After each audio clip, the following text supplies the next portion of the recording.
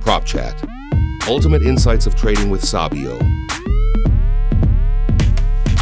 Hey, Prop Chat here. We continue with interesting conversations with Sabio traders, but today's episode is truly unlike any other. The thing is, we spent weeks convincing this guest to talk to us, and finally, he's here. He won't reveal his name or his face, because when you trade the way he does, when you know what he knows, and when you make as much money as he does, you'd prefer to keep a low profile. So meet our Mr. X. He's been trading for 5 years and he's particularly interested in psychological games. So let's go. Hello, sir. First of all, let me thank you for accepting our invitation to become a guest on our podcast. To be honest, I'm not really sure that all of our previous traditions are applicable to this very special anonymous episode.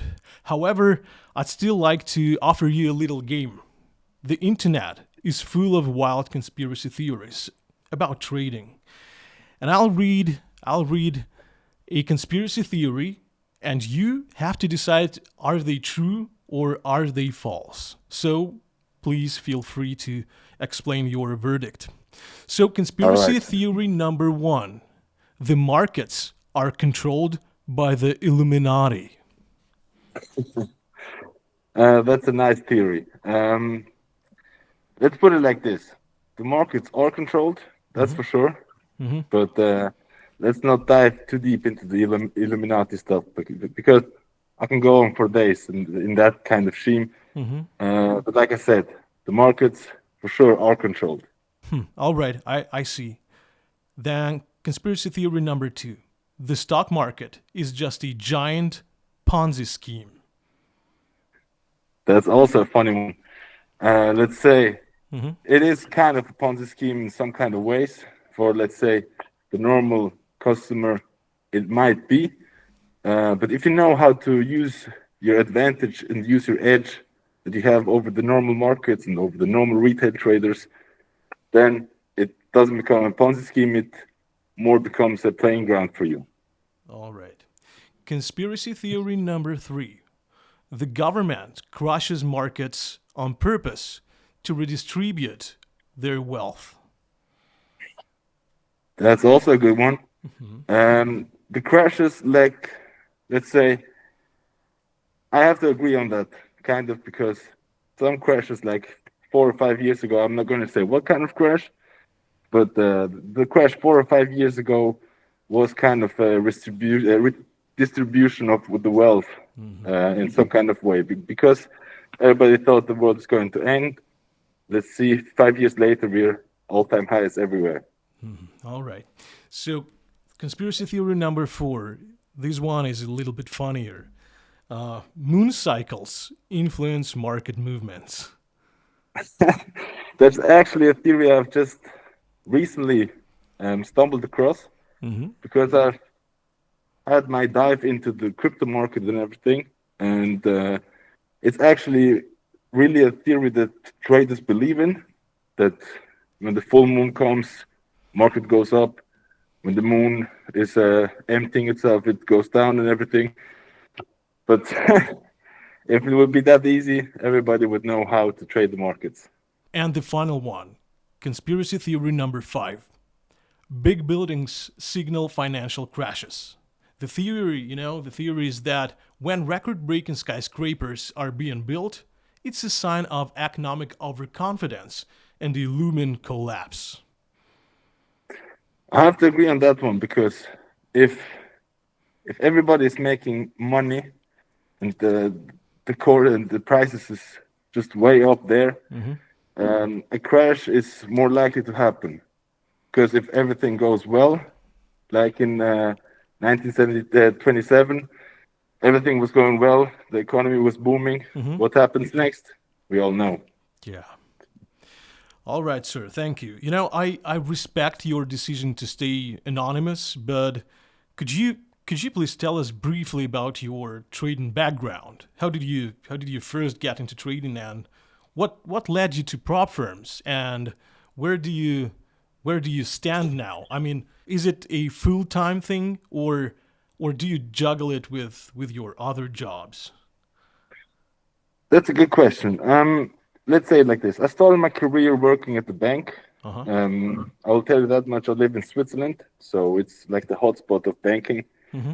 And started working at the bank and seeing how really money gets distributed throughout the whole country and everything. Mm-hmm.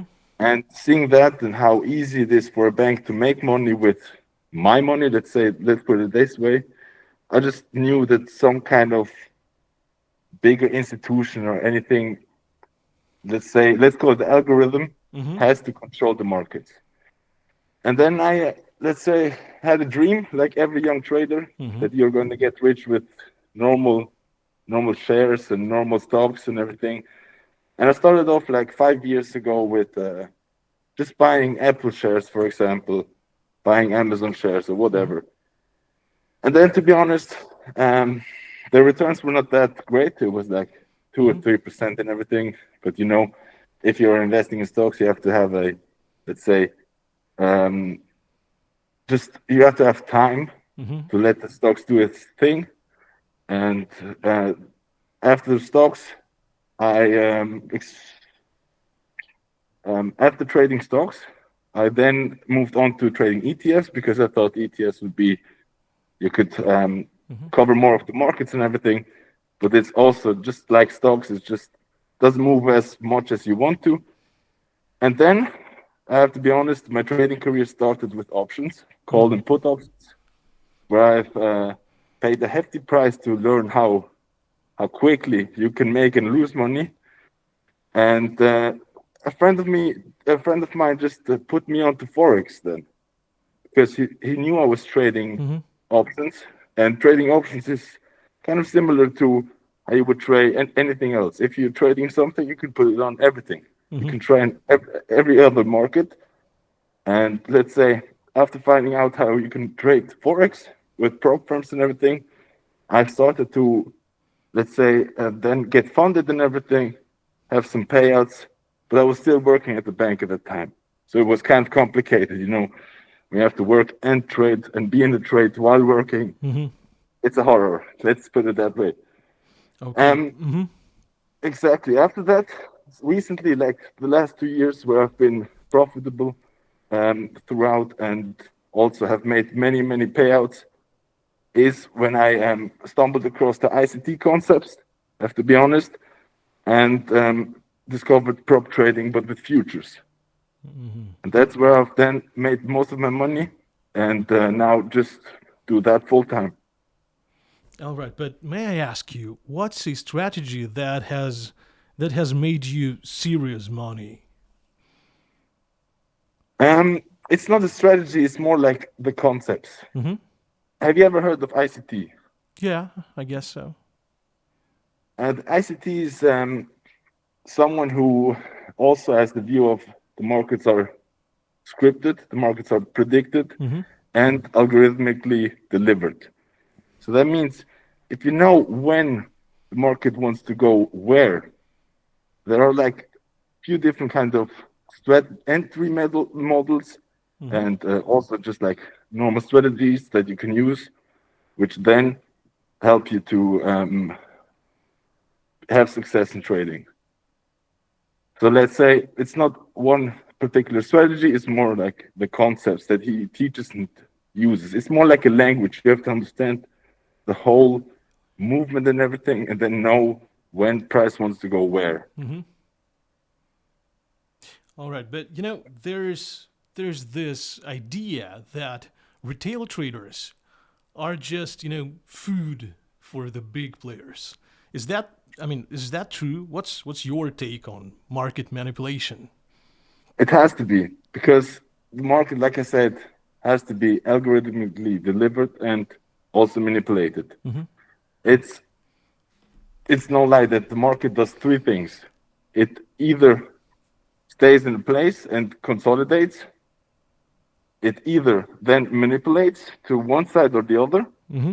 and then distributes to the other side. That's all. Let's say that's kind of the whole thing that the market does. it either stays in a place or it trends in one way or the other. But And most of the time, after consolidating for a long time, it will have a false breakout to one side, which would then be the manipulation, and then redistribute to the other side. And everybody, let's say retail, who got in on the false breakout was just food for the big players.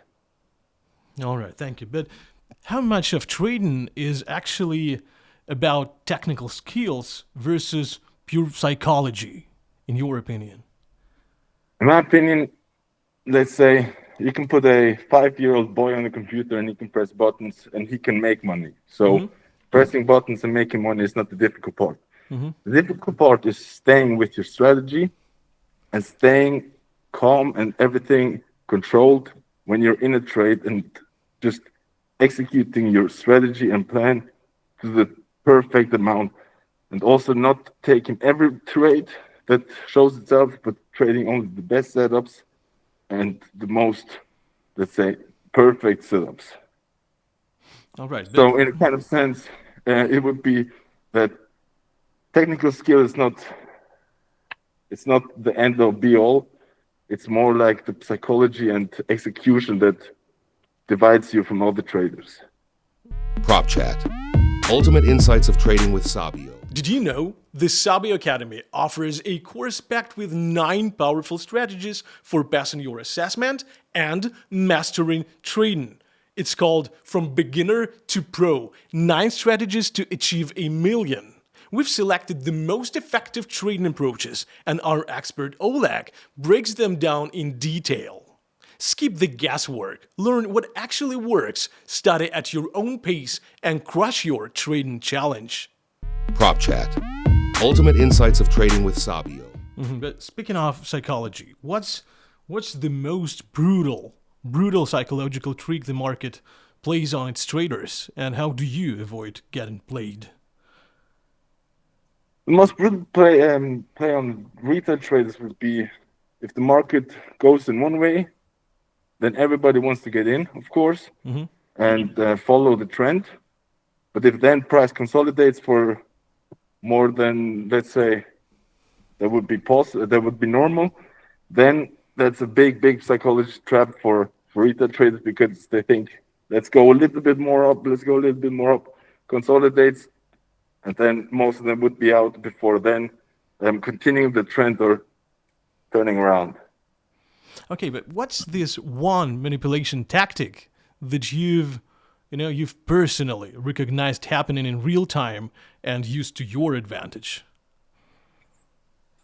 Manipulation tactics would be if you know when price wants to deliver in one way or the other, let's say at New York Open, at the opening range, or at specific times in the London session or the New York session, the trade then might, like 10 or 15 minutes before the exact time window is, might go in another direction. ICT would call that Judas swing.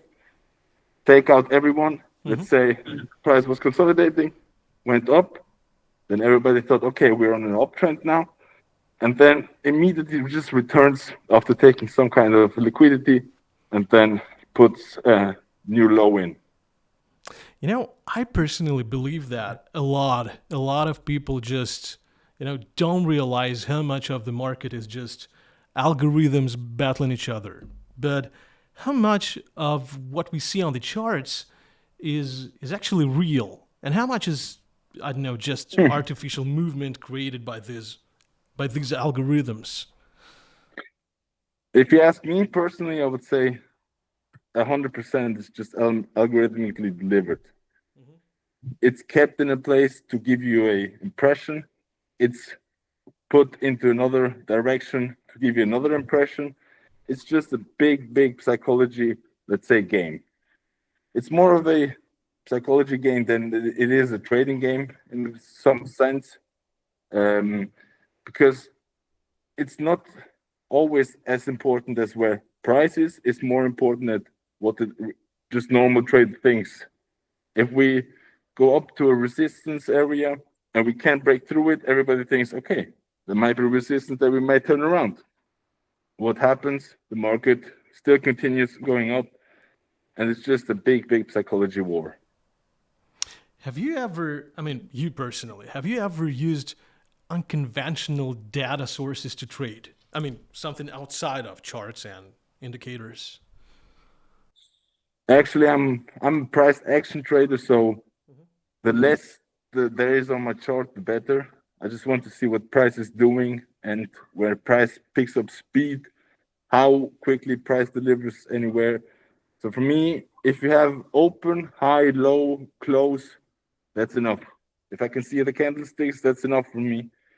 If I can know when the candlesticks are happening, that's also enough for me. I don't need 10 different indicators. I need maybe one just for the sessions to know when the session starts and ends. That would be everything. Because also, time over price means you have to know when something happens and not where the price is, for example. Because there are quite a few time windows that price respects and also likes to move with a lot more energy than, let's say, in the middle of the day. But back to your question again, like I said, the less the better. Even nothing on my chart, I like it more like that. Unconventional, haven't used anything. Let's change topics here. Most traders focus on entries, but exits are actually where the real money is made, right? But what's your philosophy on taking profits and cutting losses? My philosophy is simple. It's tied to my trading rules and trading principles that I follow. It's first of all, calculate your stop loss. Always put the stop loss and never move it to the downside. Just like if you're in a long, you cannot move your stop further down. You have to have your stop, you have to have it fixed. And if it hits your stop loss, it just hits your stop loss. There will be another trade tomorrow, next week, next month. You don't have to worry about it. My philosophy also is when price reaches a certain level, that I put my stops at break even, so I will not lose any money if price then reverses. But also taking partials is a big part of my game because partials never hurt anybody and partials always pay. You know, some people, they just trade the news. Some trade, price action. If you had to pick just one core principle that rules your trading, what would it be? It's just keep it simple, stick to your plan, stick to your psychology, keep it always fresh, just like do good things throughout the day. If you feel good, then you're going to trade good. If you're, let's say, also just maybe sick, it also has a big, big part to do in your trading. You have to be on your top game at everything. If you have your life together normally, you will also have your trading together. If you're in a bad place, normally you can step off the charts for a few days or just a week and come back to it. The charts will never go away. The charts are here also always. Yeah, exactly. And the final question is here. Many traders are some kind of, hesitant about trading someone else's money because of the, psychological pressure, I guess. But what are the biggest psychological challenges that really come with trading firm capital versus trading with your own money? Trading with your own money has to be something for more experienced trader. Like I would have to say, I'm slowly getting to it because I'm also just stacking up money on the side for then to be able to trade with my own capital.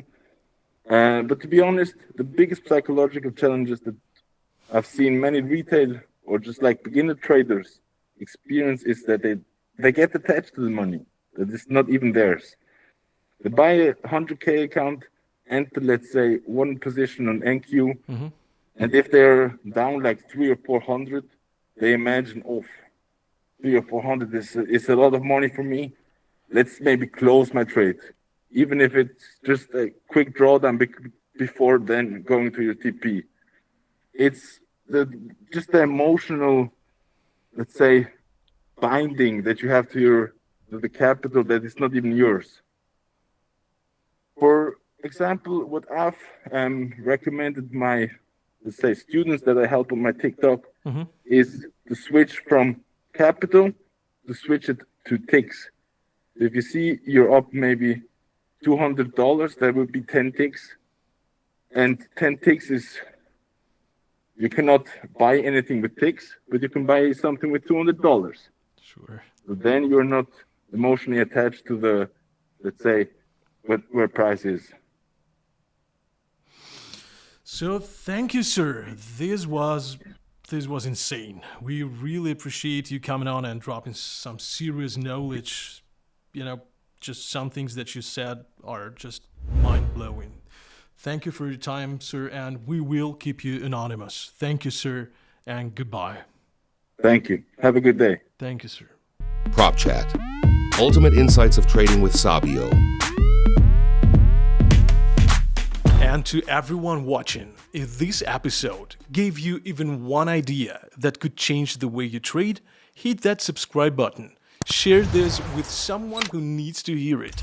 And by the way, it's a great day for trading. Just think about it. I'll see you in the next episode with a new portion of insights from our traders. Goodbye.